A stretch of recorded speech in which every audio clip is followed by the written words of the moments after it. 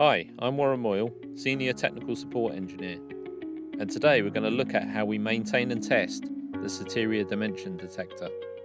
For testing and maintenance, you will require a Solo 365 with the special adapter and a dry lint-free cloth. Ensure you have a fully charged Solo 365. Replace the normal test cup for the special adapter. Switch the Solo 365 on.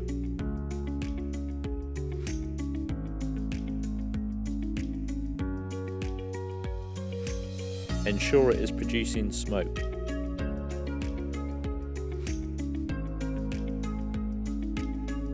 Hold the unit 20mm from the ceiling at a slight angle away from the dimension detector so that smoke blows across the face of the device. Wait for the red alarm LED to light. Once the detector is activated, reset the control panel. When testing is complete, wipe the face of the dimension detector with the dry, lint-free cloth. And now the detector is serviced and tested. Thanks for watching.